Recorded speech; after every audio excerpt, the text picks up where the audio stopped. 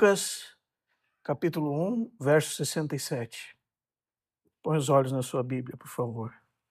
Zacarias, seu pai de João, cheio do Espírito Santo, profetizou, dizendo: Bendito seja o Senhor, Deus de Israel, porque visitou e redimiu o seu povo, e nos suscitou plena e poderosa salvação na casa de Davi, seu servo, como prometera desde a antiguidade por boca dos seus santos profetas, para nos libertar dos nossos inimigos e das mãos de todos os que nos odeiam, para usar de misericórdia com os nossos pais e lembrar-se da sua santa aliança e do juramento que fez a Abraão, nosso pai, de conceder-nos que, livres das mãos dos nossos inimigos, o adorássemos sem temor, em santidade e justiça perante ele todos os dias.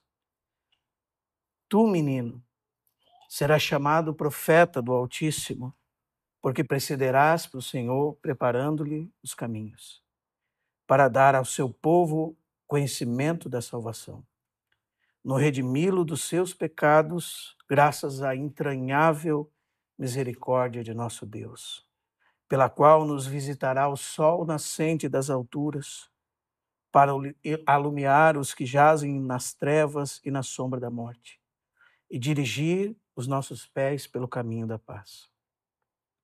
O menino crescia e se fortalecia em espírito e viveu nos desertos até o dia em que havia de se manifestar a Israel. Irmãos, nós estamos cobrindo os eventos da vida de nosso Senhor Jesus Cristo. E agora nós estamos nesse ambiente entre o seu nascimento, sua concepção e todas as coisas que ocorreram por esse tempo. São os momentos da aparição do nosso Senhor Jesus em carne nessa terra. E na última mensagem nós vimos o cântico de Maria e aprendemos com Maria o que é a adoração. A adoração ao único e verdadeiro Salvador. Eu gostaria de repetir algo aos irmãos. Todas essas cenas no entorno da concepção e do nascimento do nosso Senhor deixam claro o seguinte: depois de 400 anos de silêncio, o céu volta a se comunicar com a terra. Você já pensou o que é isso? 400 anos onde a palavra de Deus era escassa e não haviam visões. 400 anos sem nenhuma comunicação. E agora, nesse tempo, nesse momento que nós estamos cobrindo, nós vemos o céu falando o tempo todo, por meio dos anjos, por meio de pessoas cheias do Espírito Santo. É como se os olhares de todo o céu estivessem naquela pequena região do mundo. O Senhor voltou a falar. O texto nos diz que o Senhor visitou e remiu o seu povo. Esse é um dia especial, irmãos. E quando eu falo um dia, eu falo de um tempo no calendário divino. O dia da visitação de Deus. Esse é o dia que, segundo Lucas 19:44, os judeus não conheceram. É o dia chamado em Gálatas 4:4 da plenitude dos tempos, quando Deus enviou seu Filho, nascido de mulher, nascido debaixo da lei para nos resgatar da maldição da lei e para nos dar o Espírito prometido. É o dia da salvação. É o tempo favorável de Deus. Então, irmãos, você imagina alguém que entenda a pureza de Deus, a majestade de Deus, a glória de Deus, a santidade de Deus, e olhe para tudo isso e veja nesse momento o quê? Condescendência da parte de Deus. Não havia ninguém existindo nessa terra que fosse merecedor dessa visitação. Foi por pura graça que o Deus da glória desceu à terra. Pura graça. Que ele deixou o seu lugar, sua glória com Deus, como a palavra diz em Filipenses capítulo 2, verso 5. Quando Paulo nos instrui a ter a mesma mente de Cristo, ele diz: pois este, subsistindo em forma de Deus, não julgou como usurpação ser igual a Deus. Antes, a si mesmo se esvaziou, assumindo a forma de um escravo, tornando-se em semelhança de homens e reconhecido em figura humana. A si mesmo se humilhou, tornando-se obediente até a morte e morte de cruz. Deus visitou essa terra caída. Deus veio para resgatar homens vis, malignos e rebeldes como eu e como você. Todos aqueles que reconhecem um pouco da santidade de Deus, da glória de Deus, vão cair como mortos aos seus pés, como Isaías, e vão dizer assim: ai de mim, que sou um homem de lábios impuros e habito no meio de um povo de impuros lábios, e os meus olhos viram o Rei, o Senhor da glória. Isso se chama graça, irmãos, misericórdia, bondade. Chama um amor que nos constrange, como fala 2 Coríntios capítulo 5, verso 14. Esse é o amor que nos amarra, nos constrange. E nós vemos esse amor revelado no Cântico de Zacarias. Nós passamos algumas reuniões atrás e falamos de João Batista como o precursor do Messias. De quem ele era filho? De Zacarias e de Isabel. Zacarias era um sacerdote dentre os filhos de Arão. Sua mulher era Isabel. E os seus nomes todos têm uma maravilhosa mensagem para mim e para você. Porque João Batista, irmãos, sabe o que significa? João significa Deus é gracioso. Zacarias significa Deus se lembra. E Isabel significa juramento de Deus.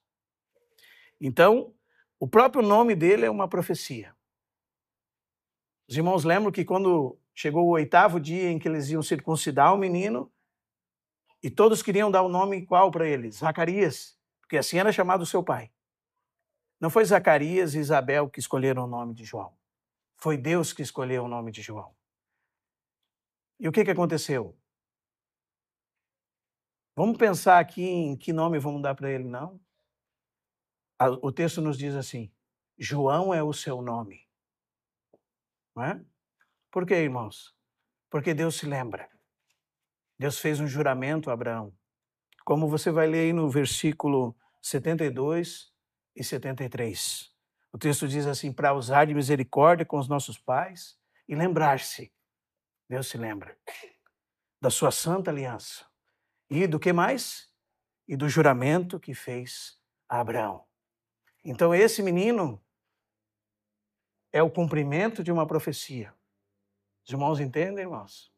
Eis que aí envio diante da tua face o meu mensageiro, o qual preparará o meu caminho diante de ti. Voz do que clama no deserto, preparai o caminho do Senhor. Os irmãos lembram quando o anjo avisou Zacarias que esse menino nasceria? O que Zacarias estava fazendo? A Bíblia diz que por sorte lhe caiu queimar incenso no santuário. Isso era uma coisa que para o colégio dos sacerdotes poderia acontecer uma vez na vida de cada um deles. Mas não é por coincidência que aconteceu. E a Bíblia diz que diante do altar do incenso, como está lá em Lucas capítulo 1, verso 8 a 23, lhe apareceu o anjo Gabriel e disse para ele que ele teria um filho. Não foi assim que aconteceu? Ainda na sua velhice. E a sua mulher nem poderia ter filhos. Não é assim? E o que o anjo disse para ele? Que ela teria um filho. Foi isso que aconteceu. Mas nós entendemos que, de alguma forma, naquele texto, a Bíblia diz que ele duvidou do Senhor e da mensagem do Senhor. E aconteceu uma grande bênção na vida dele. Sabe qual foi? O Senhor fez com que ele ficasse mudo. É a bênção da mudez, não é, irmãos? Isso é bastante significativo. Deus envia uma palavra e os homens não creem naquilo que Deus diz. Então, perdem a capacidade de falar, porque nós só podemos falar daquilo que cremos, daquilo que vivemos, daquilo que é realidade para nós. E às vezes, Deus não nos concede essa bênção de nos deixar mudos, né? Para muitos seria uma bênção, irmãos, ficar mudos. É verdade, irmão. É engraçado, mas é verdade.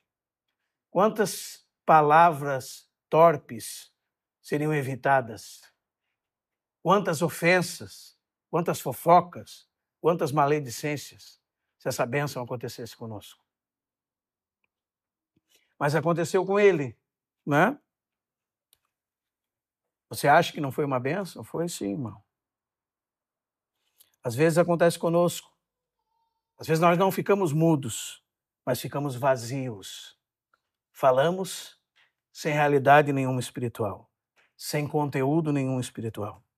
Nós ficamos como mudos no que diz respeito às coisas celestes. Por quê? Porque não cremos, porque duvidamos. Paulo, em 2 Coríntios 4,13, diz assim: tendo, porém, o mesmo espírito da fé. Esse é o espírito do crente. Ele fala, como está escrito, cri, por isso falei.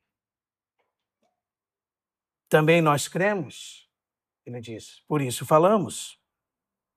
Mas em determinado momento para Zacarias tudo mudou. No dia da circuncisão de João Batista, a sua boca se lhe abriu e foi-se lhe desimpedida a língua. E o texto diz que depois que ele tomou uma tabuinha, escreveu João é o seu nome. Não é? E ele falava louvando a Deus, o texto diz. Lucas 1,64. Imediatamente a boca se lhe abriu e desimpedida a língua, falava louvando a Deus. É interessante, irmãos, porque quando volta esse dom a Zacarias, ele é cheio do Espírito Santo e profetiza um maravilhoso cântico. E como eu disse, o cântico já começa com o nome do seu filho. Né? Deus é cheio de graça. E porque Deus é cheio de graça, esse cântico trata de salvação, de redenção, do operar da obra misericordiosa de Deus por pura graça para com o seu povo. Eu acho interessante como alguns irmãos, infelizmente, têm coragem de tocar em pessoas como João Batista, Zacarias, rebaixá-los a pessoas de uma segunda categoria. Às vezes tomam as palavras de Jesus, em Mateus capítulo 12, verso 11, que dizem que dos nascidos de mulher, ninguém nasceu maior do que João. Ele era o maior de todos os profetas. E lá tem uma frase muito mal compreendida, né? Diz assim, porém o menor do reino dos céus é maior do que ele. Aí você estufa o seu peito e está vendo? Eu sou maior do que João. Que engano, irmão. Prefiro ficar com um erudito do passado chamado Oscar Cullmann, que dizia que aquela palavra, o menor lá, significa o derradeiro, o mais novo. Que esse é o sentido daquela palavra. Que está falando do próprio Senhor Jesus, não de nós. Porque o Senhor era mais novo que João 6 meses. Esse era o maior do reino dos céus. O último. E a Bíblia tem esse princípio, né? Do mais novo, do mais velho, do mais novo, do remanescente. A Bíblia tem esse princípio. Então, aquele que era maior que João, pelo menos até onde eu enxergo, é o próprio Senhor Jesus, né? O derradeiro, aquele que veio depois, o mais novo, e não eu e você. Ainda que nós tenhamos muitas bênçãos da nova aliança. Imagine, irmãos, João Batista, ele disse que Jesus era o Cordeiro de Deus, o Filho de Deus, aquele que batiza com o Espírito Santo, o noivo. Todas essas frases saíram da boca de João Batista. Maior que ele. Ele era só o amigo do noivo. Veja a confissão de João Batista. Veja a confissão de Zacarias, um homem piedoso. Aliás, se nós pensarmos que os homens da antiga aliança são menores que nós, que dirá quando os discípulos falaram para o Senhor assim, Senhor, no teu reino deixa que nós sentemos à tua direita e à tua esquerda. E o que o Senhor Jesus disse para ele? Que já estava preparado pelo Pai. Né? Em outro texto ele diz que Deus haveria de se sentar-se com Abraão, Isaque e Jacó no reino dos céus. Então, são homens piedosos, vultos piedosos do passado, irmãos. Homens que creram naquilo que haveria de vir. e por isso foram salvos por Deus. Amém? Nós possamos entender isso, irmãos. Também nós possamos aprender com Zacarias que ainda que nós somos frágeis, fracos, incrédulos, a semelhança dele, Deus pode trabalhar conosco. E Deus cumprirá os seus desígnios. Deus cumprirá os seus planos, apesar de nós. Porque esse é o tipo de Deus que ele é. Esse é o tipo de Deus que nós servimos. Então vamos entrar no cântico de Zacarias, verso 67. Zacarias, pai de João, cheio do Espírito Santo, profetizou, dizendo. Aqui nós temos um cântico proveniente do Espírito Santo, onde nasce toda a realidade da esfera espiritual. A palavra cheio aqui significa totalmente cheio. Totalmente, plenamente cheio, até transbordar. Mas mais que isso ainda, significa totalmente satisfeito, pleno de satisfação. E do que Zacarias estava cheio, irmãos? Cheio do Espírito Santo. Então, ele estava experimentando aquilo que Romanos 14, 7 diz, que é o elemento constituinte do reino de Deus. Porque o reino de Deus não se compõe de coisas naturais, comida, bebida, mas de justiça, paz e alegria no Espírito Santo. Totalmente satisfeito pela obra divina, apesar dele. Ele teve muito tempo para meditar nisso enquanto ele estava abençoado com a mudez. Como Deus é capaz de fazer coisas apesar de nós. E ele estava cheio de Deus. Deus era a fonte da sua alegria, Deus era a fonte da sua satisfação. Ele estava plenamente satisfeito pela obra divina. E como resultado disso, o que aconteceu, irmãos? Ele profetizou. Então pense em você e eu, irmãos. Se nós estamos vazios de Deus, vazios do Espírito Santo, nós não estamos aptos para falar em seu nome. E seria uma bênção que Deus nos deixasse mudos. Porque aí nós não íamos tropeçar em tantas coisas como nós tropeçamos com a nossa língua. Não iríamos nos precipitar com tantas frases e falas como acontece conosco. E sabe o que iríamos evitar de acontecer? Iríamos evitar de levar à frente morte. Que é isso que nós levamos fora da direção do Espírito Santo. Se, como a palavra de Deus diz, Deus é a fonte de toda a vida, então quando nós estamos abrindo a nossa boca por nós mesmos, irmãos, nós estamos em rebeldia contra Deus e nos tornamos a fonte das nossas próprias decisões, das nossas próprias palavras, das nossas próprias escolhas, a parte de Deus. Nós estamos reproduzindo exatamente as consequências da queda.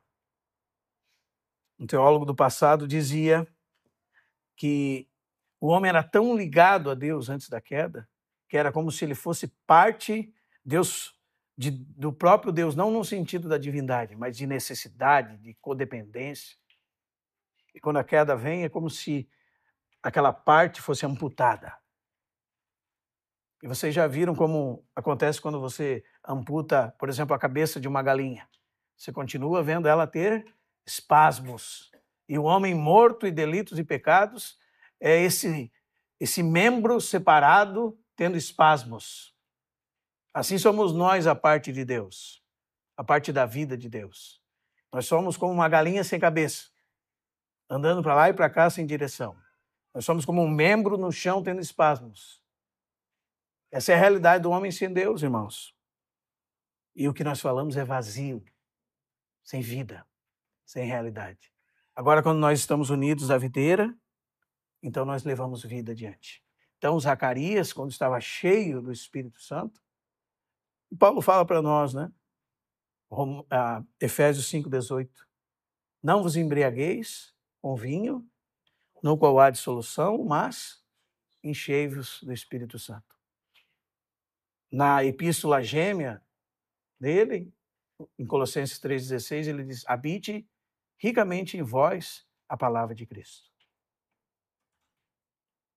Aí, quando nós estamos cheios de Deus, o Espírito de Deus tem material para trabalhar, irmãos. Amém? E acontece o que acontece a seguir aqui na profecia de Zacarias. Alguém cheio do Espírito Santo é alguém que a sua boca profere bênçãos. É assim que começa o verso 68. Bendito seja o Senhor, Deus de Israel, porque visitou e redimiu o seu povo. O que aconteceu com Zacarias, irmãos? Um homem cheio do Espírito Santo, o que ele fez? Qual é a primeira palavra que saiu da sua boca? Qual que foi a primeira palavra? Ele bendisse ao Senhor. Os irmãos entendem o que significa isso, irmãos? O Senhor nos possa ajudar. Bendizer ao Senhor tem dois sentidos bem claros. Bendizer ao Senhor, por um lado, fala que o nosso Deus é livre de toda mancha, livre de todo pecado, erro, que nele não tem falhas em nenhum dos seus atributos. Ele é o Deus, como diz Paulo em 1 Timóteo, capítulo 1, o Deus bem-aventurado. Paulo foi comissionado a pregar o evangelho da glória do Deus bendito, o Deus em quem não há defeito. E por outro lado, nós somos chamados a bendizê-lo. Sabe o que significa isso? Falar a seu respeito através dos nossos lábios, honrá-lo, falar bem dele, exaltá-lo, falar das suas maravilhas, dos seus atributos, das suas obras, da sua beleza. Isso faz parte do nosso chamado. 1 de Pedro, capítulo 2, verso 9. O texto diz, vós sois raça eleita, sacerdócio real. Nação o quê, irmãos?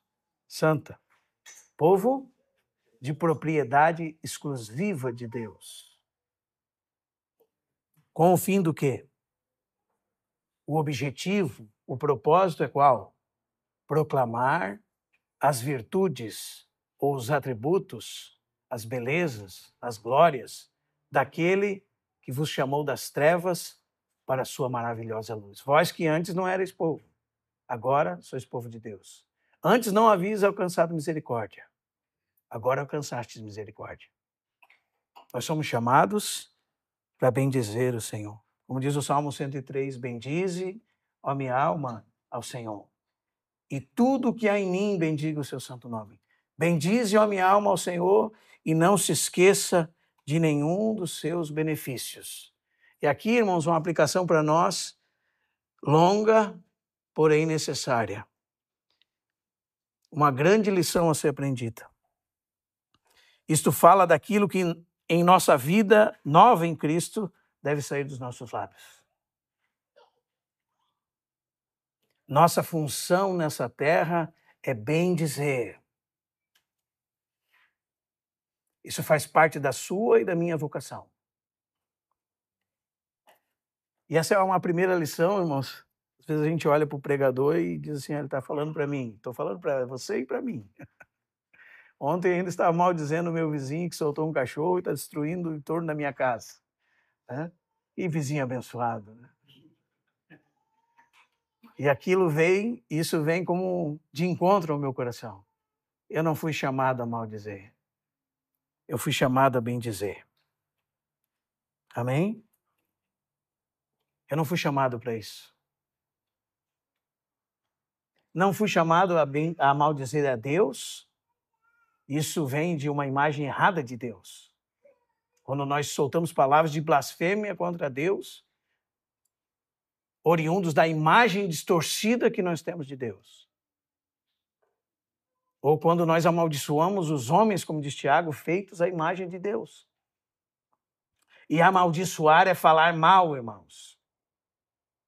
Então, por isso que isso é muito importante para nós entendermos. Quando nós fazemos isso, nós estamos errados. Então, preste bastante atenção, irmão. Preste bastante atenção, irmão e irmã, porque essa é a primeira série da vida cristã. É o ABC da vida cristã. Se você não corrigir esse problema, você não vai avançar adiante e sua vida não vai prosperar em Cristo. Você vai ficar paralisado por sua própria conta no que eu estou falando. Então leve muito a sério o que eu estou falando. Muito a sério. Nós não fomos chamados para murmurar. Nós não fomos chamados para murmurar. Nós não fomos chamados para fofocar. Nós não fomos chamados para falar da vida alheia, irmãos. Nós não fomos chamados por Deus para falar dos outros, falar mal dos outros, nem dos irmãos. Aliás, Tiago fala que aquele que fala de um irmão fala contra a lei de Deus. Não é? Essas não são coisas que devemos fazer. São coisas que a Bíblia fala que são da nossa velha natureza. Nós não fomos chamados, irmãos, escreva aí na lateral da sua Bíblia, para chamar palavrões. Não fomos chamados para chamar palavrões. Nós não fomos chamados para falar piadas de baixo calão. Nós não fomos chamados por Deus para falar obscenidades, coisas de cunho sexual. Paulo fala em Efésios 5 que essas coisas, para nós, não lhe é lícito nem mencionar. Nós não fomos chamados para isso. Amém? E nós não fomos chamados para rir dessas coisas, irmãos. Isso são coisas da velha natureza. Amém? Isso não é a atitude de alguém que está cheio do Espírito Santo. Pelo contrário, é uma evidência clara de uma pessoa vazia do Espírito Santo, que entristece o Espírito Santo através das palavras que saem da sua boca. E Efésios 4:29 diz, não entristeçais o Espírito de Deus, pelo qual fostes selados para o dia da redenção. E qual é o próximo verso? Não saia da vossa boca nenhuma palavra torpe, e sim unicamente a que for boa para edificação, conforme a necessidade, e assim transmita graça aos que ouvem. Amém? Então nós somos chamados para quê, irmãos? Para bem dizer. Temos um texto que fala sobre isso? Temos vários. Vou citar um para os irmãos. 1 de Pedro 3, 9 a 12. Ainda debaixo de perseguição e aflição injusta, o apóstolo Pedro nos diz assim, não pagando mal por mal, nem injúria por injúria. Antes, pelo contrário, bem dizendo. E o texto diz, porque para isto fostes chamados, a fim de receber bênção por herança. E Pedro segue, nós queremos ter uma boa vida nessa terra, né? Pois se alguém quer amar a vida e ver dias felizes, repete-se, refreie a língua do mal e evite que seus lábios falem engano. Aparte-se do mal, pratique o que é bom, busque a paz e empenhe-se por alcançá-la. E qual é o motivo que nós devemos viver assim? O texto diz, porque os olhos do Senhor, como a irmã estava lendo, no Salmo 139, não é? Isso chama-se onisciência, onipresença, que ninguém escapa dos olhos de Deus. Os olhos do Senhor estão sobre os justos e os seus ouvidos atentos às suas súplicas. Mas o rosto do Senhor é contra os que praticam males. E os males que ele está falando são os males que saem da sua e da minha boca. Assim como o Senhor resiste ao soberbo, como nós lemos no capítulo 5 dessa epístola, verso 9, mas dá graça aos humildes, isso significa que Deus está contra o soberbo. É como que se o soberbo estivesse lutando contra um gigante. Você não enfrentaria um homem de uns 2,20 m, né? Largo desse tamanho e habilidoso lutador. Não enfrentaria, não é verdade? Eu acho que não enfrentaria. Tem nenhum maluco aqui, eu acho. Né? Mas quando nós somos ensoberbecidos, nós estamos levantando os punhos contra Deus, dizendo, pode vir. Não é? Mas quando nós estamos falando mal, irmãos, o rosto de Deus está contra nós. Nós devemos meditar muito sobre isso. Irmão, irmã, a língua é a primeira coisa que você deve domar se você quer crescer em Cristo. Por isso que eu disse, é a primeira série, irmão. Talvez você descobriu agora porque você anda anos estagnado no que concerne as coisas espirituais. O que você e eu vamos fazer para corrigir esse problema? Esse é o motivo da falta de avanço que nós temos na nossa fé. Agora, se você conseguir controlar isso com a graça de Cristo, não haverá aquilo que você não possa controlar. É isso que Tiago diz no capítulo 3 da sua epístola. Irmãos, eu preciso confessar para vocês, nos aborrece profundamente quando estamos juntos e ouvimos os irmãos soltar palavrão. Naquele momento de descontração onde você pensou que ninguém estava te olhando e você solta o palavrão, porque você solta o palavrão o tempo todo.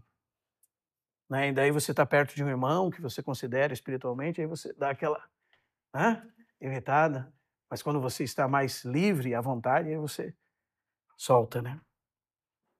A gente tenta disfarçar perto de alguém que a gente considera mais espiritual, não é verdade? Então nós observamos murmuração, palavrões, fofocas, tocar maldosamente em irmãos, às vezes com o pretexto de motivo de oração. Que desgraça, irmãos. Que desgraça, irmãos. Isso fala sobre nós. Isso fala sobre a nossa maturidade. Porque são uma das primeiras coisas das quais nós devemos nos livrar. Deixa eu colocar isso de outra forma, irmão. Se você fosse no médico e descobrisse que você está ingerindo algum alimento que está te matando, o que você faria? Se você chegasse para o médico e você fumasse e ele dissesse assim, se você parar de fumar, não parar de fumar, em uma semana você está morto, o que você faria? Ou qualquer outra coisa que você faz, prática, o que você faria? Você deixaria de fumar para viver? Sim ou não, irmãos? Então, o que a Escritura está nos dizendo, irmãos, com esses textos que nós lemos, é que se nós não cuidarmos da nossa língua, nós estamos muito perto de morrer espiritualmente. E daí em diante, tudo que você for tocar, você vai contaminar com a sua maldade, com a sua impureza, você será como um leproso. Tudo que sai da sua boca é morte. Todo o seu conselho é maligno. E contamina. Os irmãos estão me entendendo, irmãos? A minha pergunta é, irmãos, algum de nós viu o nosso mestre xingando um palavrão? Algum de nós viu o Senhor Jesus com piadas sujas? Algum de nós viu o Senhor Jesus murmurando, maldizendo? Você já viu algum relato do Evangelho que cite uma coisa dessa relacionada ao Senhor? O que está acontecendo conosco, irmãos? O Senhor tem misericórdia de nós. A Bíblia diz que Zacarias, cheio do Espírito Santo de Deus, bendizia o Deus do céu. E esse é o nosso chamamento. Será que nós vamos permanecer no jardim de infância, irmãos? Ou será que nós vamos avançar adiante? E segue o texto dizendo: Bendito seja o Senhor, Deus de Israel, porque visitou e redimiu o seu povo. Desculpe me alongar nessa aplicação, irmãos, mas é uma coisa extremamente necessária, essencial para o nosso crescimento.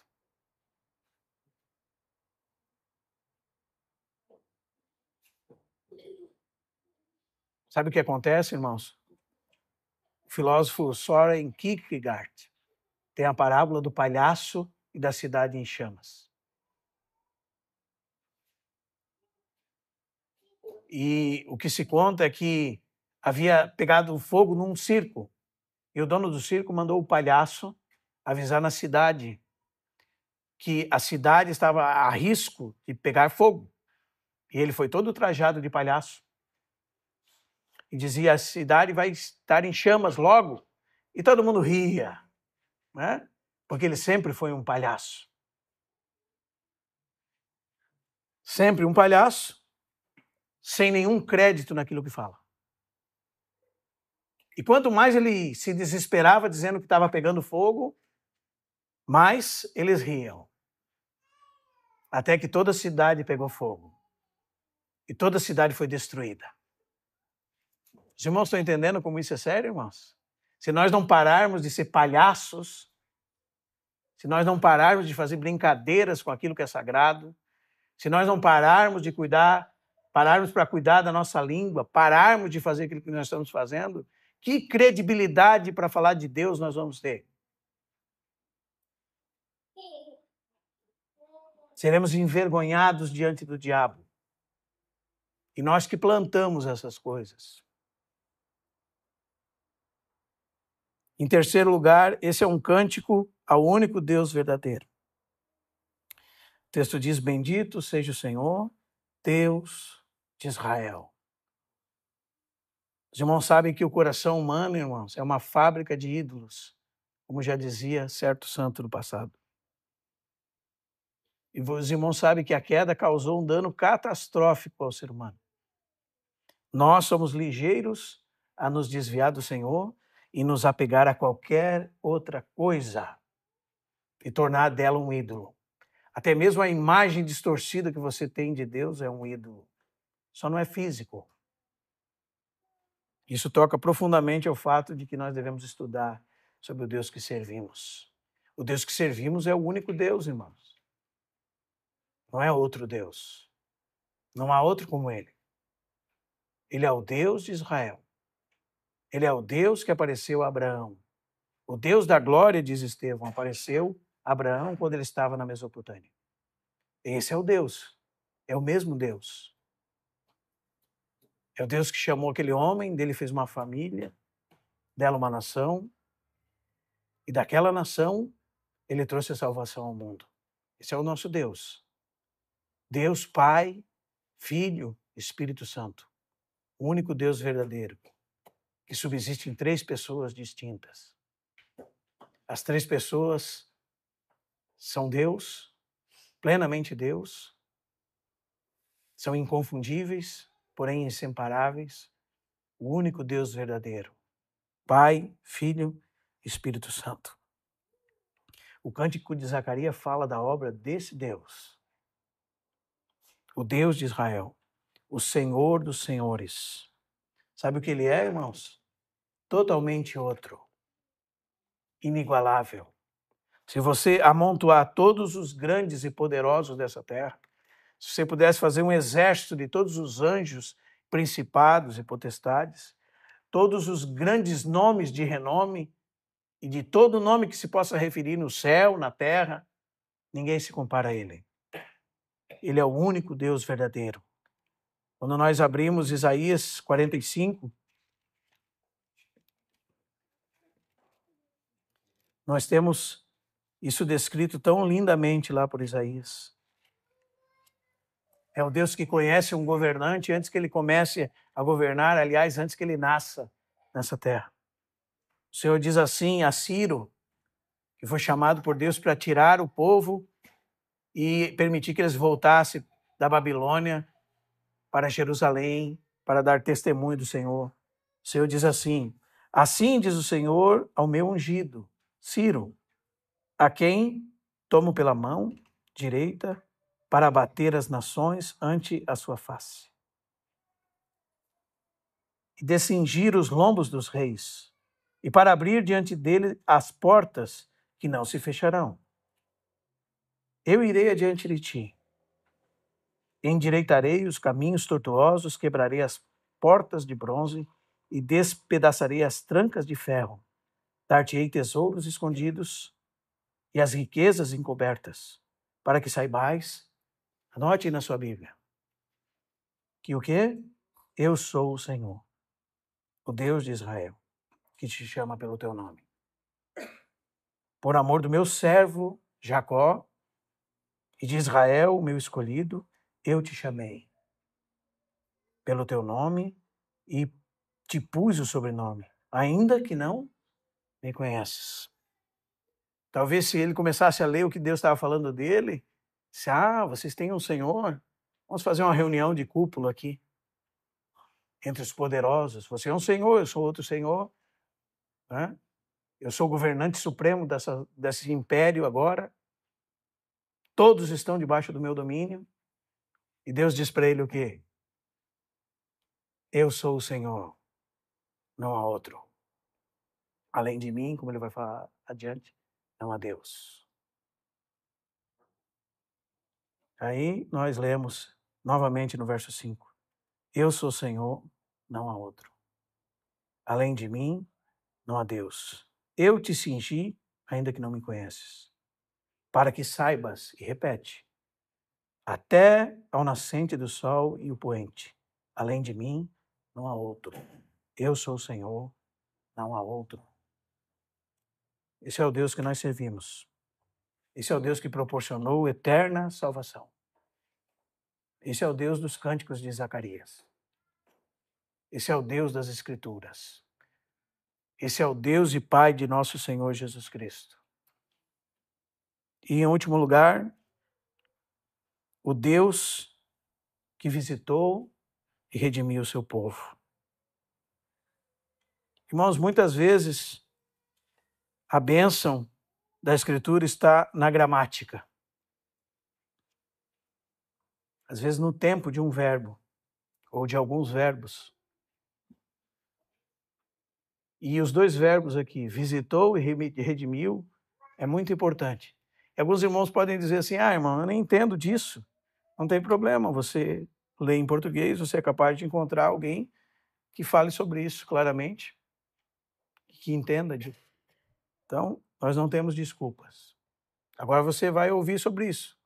Os tempos desses dois verbos são aquilo que o grego chama de aoristo. O aoristo é um tempo verbal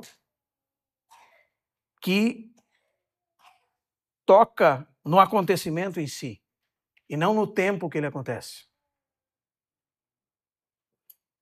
Então, ele descreve uma ação verbal, ou um acontecimento, sem definir o tempo ou a sua duração. Sem definir com precisão o tempo em que a ação ocorreu. Então, ele pode ser passado, presente, futuro. Esse é esse tempo verbal. Muitas vezes, ele é usado para descrever uma ação completa. Isso é muito importante, irmãos.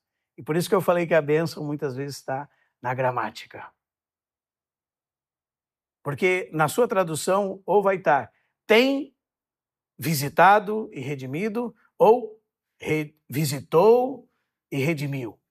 A ideia não é em que momento Deus visitou e redimiu, mas é a ação de Deus visitar e redimir o seu povo. Por exemplo, Romanos, que nós gostamos muito, 8, 28 a 30. Sabemos que todas as coisas cooperam para o bem daqueles que amam a Deus, daqueles que são chamados segundo o seu propósito. Porquanto os que de antemão conheceu, também o quê?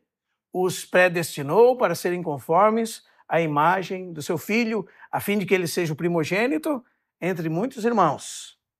Nós gostamos muito desse texto, porque todas as coisas cooperam para o nosso bem. Não, irmão, não é para o nosso desejo, aquilo que nós imaginamos ser bom.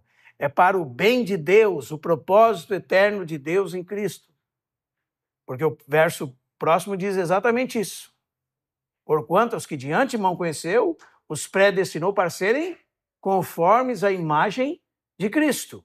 E todas as coisas ao nosso redor vão cooperar para que nós sejamos moldados à imagem de Cristo.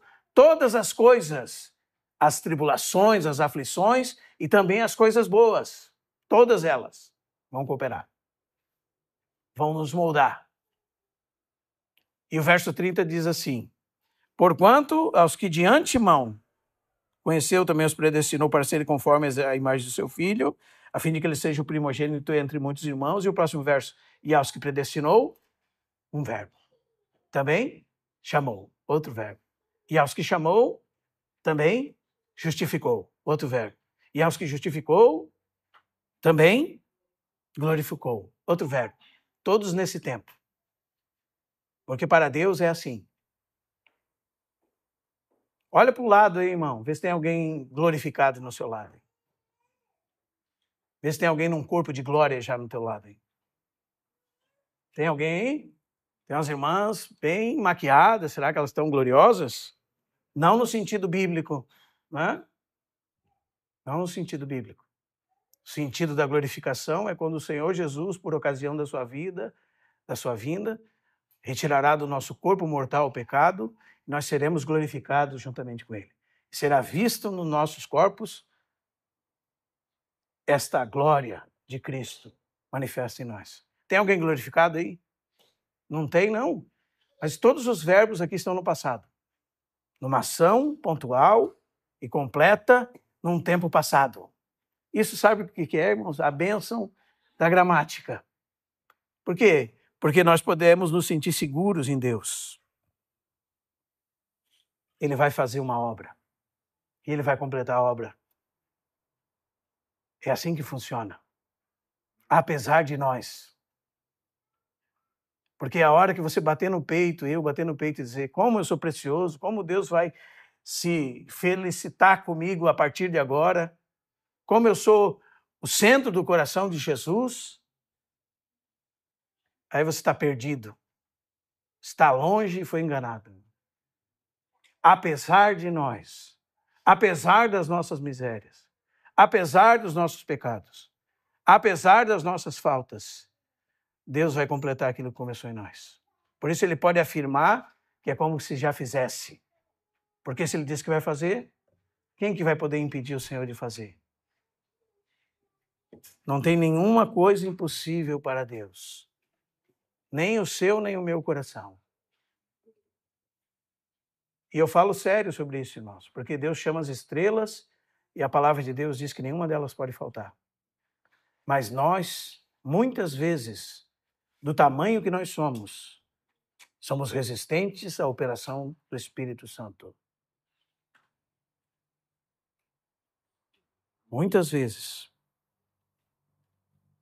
Os irmãos estão entendendo, irmãos? Para Deus, aquilo que Ele estabelece como se fosse é algo que definitivamente será. Esse é o nosso tipo de Deus. E a pergunta para nós é, nós temos segurança nesse tipo de Deus? Esse Deus que disse por meio de Zacarias que visitou e redimiu o seu povo? Nós pensamos que nós estamos à deriva se somos filhos de Deus? Se nós não somos filhos de Deus, irmãos, nós estamos à deriva. Agora, se nós somos filhos de Deus, se recebemos pela fé a Jesus Cristo, se temos a vida, se temos a Cristo, 1 João capítulo 5 diz, aquele que tem o Filho tem a vida. Aquele que não tem o Filho não tem a vida. No Evangelho de João capítulo 3 diz que aquele que crê no Filho tem a vida eterna. Aquele que fica resistente contra o Filho não terá vida e sobre ele está a ira de Deus. O Senhor nos ajude, irmãos. Você ainda anda preocupado com amanhã? O que será da sua vida? Talvez é porque nós não entendemos que tipo de Deus é o Deus de Israel. Não é verdade, irmãos? Então hoje, irmãos, hoje é bem importante. Por isso que eu quis frisar isso. Esse é o dia da visitação. Esse é o tempo favorável de Deus. É um dia longo. É o dia da graça. É o dia do favor imerecido de Deus. É o dia da chamada de Deus. É o dia que a esperança de todo crente genuíno que prega o Evangelho é que o dia que o Senhor pegará a sua palavra e acenderá como fogo e entrará no mais profundo do teu coração como uma espada que vai penetrar e sondar pensamentos e corações e vai revelar sua miséria, a minha miséria, o seu pecado, o meu pecado. O dia favorável de Deus. O dia que existiu para os judeus e eles abandonaram esse dia, não reconheceram esse dia. E o Senhor disse, a sua casa ficará deserta. Não era uma alegria para o Senhor. A Bíblia diz que o Senhor chorou sobre ela.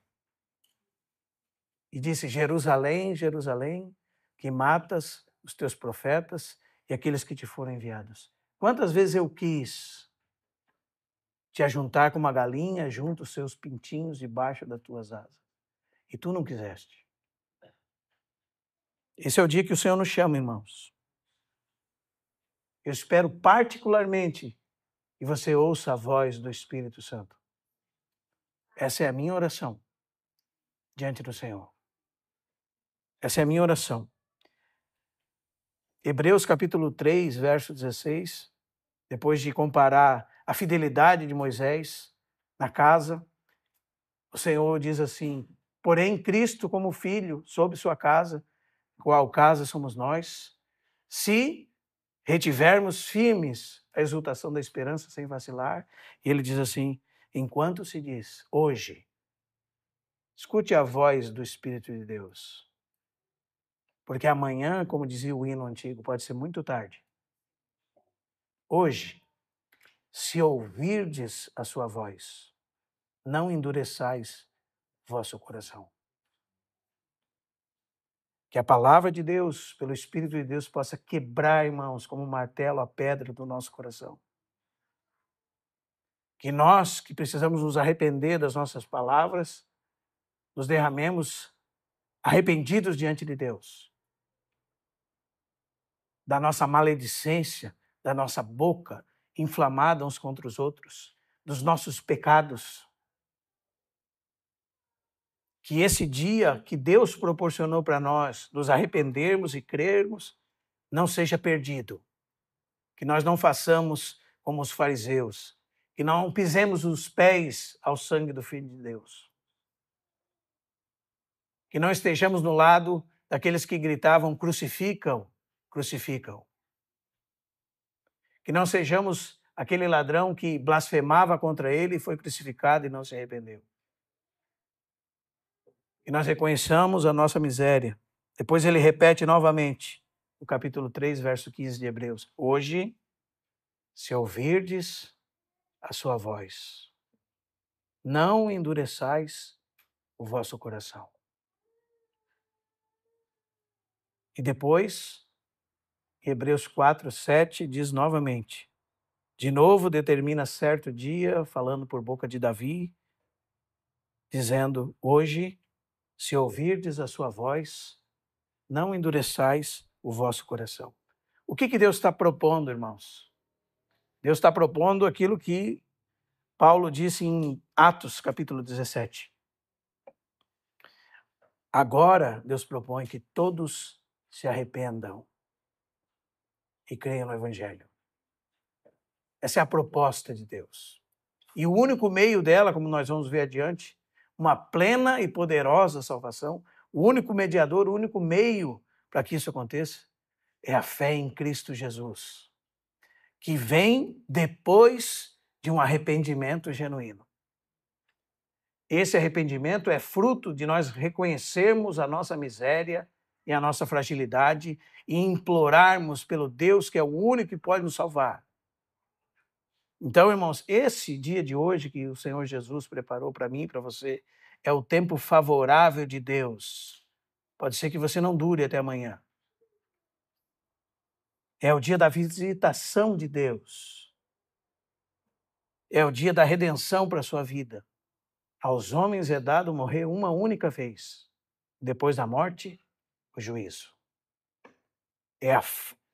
O favor de Deus está sobre nós nessa noite. Porque a palavra de Deus está sendo pregada. Amém? Deus visitou o mundo plenamente por meio do seu Filho. E nele está a vida. Ele é o único meio pelo qual você pode escapar da ira vindoura. Nós aguardamos do céu, como diz 1 Tessalonicenses 1,10, seu Filho, que nos livra da ira vindoura. E Deus está aqui hoje. Bendito seja o seu nome. Espero que você não esteja tão endurecido a ponto de não perceber a presença de Deus. Porque não é que Deus não está aqui. A nossa sensibilidade para com Ele é que está bem prejudicada. Às vezes, pela nossa consciência, que agora pode ser que esteja num momento de cauterização. Você não sente nada. Não é assim? Não importa o que se fale.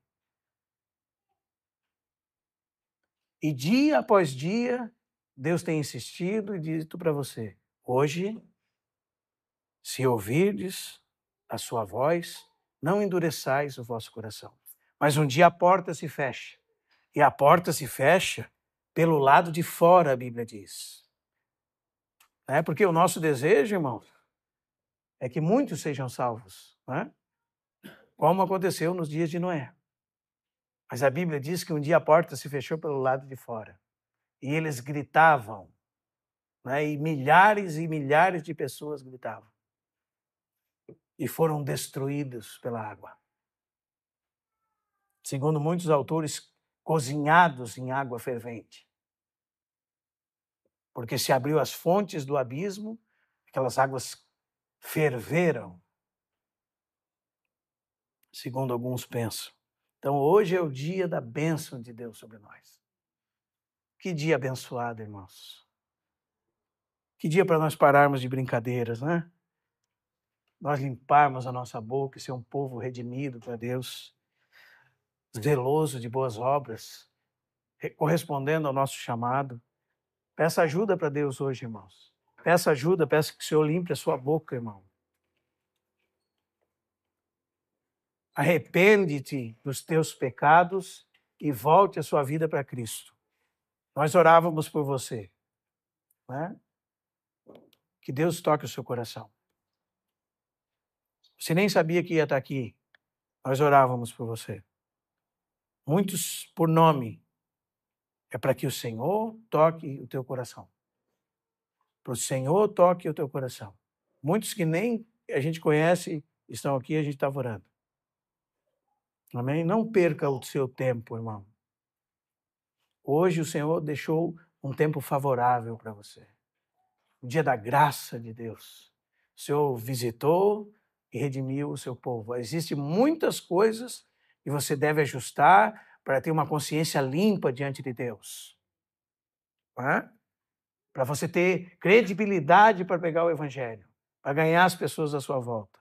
Muitas coisas nós temos que ajustar. Muitas coisas, irmãos, em nossas atitudes, para que nós tenhamos uma consciência limpa diante de Deus. 1 Timóteo capítulo 4 fala que o Espírito diz expressamente que muitos, nos últimos tempos, apostatarão da fé por obedecerem a espíritos enganadores e a ensinos de demônios. E os instrumentos desses espíritos enganadores, o texto diz, pela hipocrisia dos que falam mentiras e que têm cauterizada a própria consciência. Então, a sua consciência, que não é sensível a Deus, que foi cauterizada como com um ferro quente, não faz você se tornar imune. Você não está neutro nessa história. Ou você participa da obra de Deus, ou você está participando da obra dos demônios. Já dizia Bernardo de Claraval. Ou nos envolvemos com a obra de Deus, ou inevitavelmente estaremos envolvidos com a obra dos demônios. Os irmãos estão entendendo a seriedade, irmãos, que nós estamos falando? Quem está usando a nossa boca, irmãos? Quando estamos xingando, quando estamos maldizendo, quando estamos murmurando ao invés de bendizer, quando estamos causando confusão, quem está usando? Quando você está contando piadas sujas, quem está usando a sua boca? Quando você está falando coisas pornográficas, baixarias, quem está usando a sua boca? Sem dúvida nenhuma, não é o Espírito Santo. Só que talvez você pense que você está neutro nisso, não é verdade? Não, foi só uma brincadeirinha. Não, você não está neutro nisso, irmão. Sua boca é um instrumento na mão do diabo, na mão de Satanás. Se você julgar que isso é brincadeira, o Senhor tem misericórdia. Né? O Senhor nos ajude, irmãos. Somos um povo chamado por Deus para sermos santos, como Ele é santo. E não tem nenhuma religiosidade, não tem nenhum farisaísmo aqui envolvido. Nós vamos tropeçar, sempre tropeçar. Mas Deus está à procura de corações sinceros. Corações sinceros, envolvidos com a sua obra. Amém? Proclamamos, Deus, tua palavra.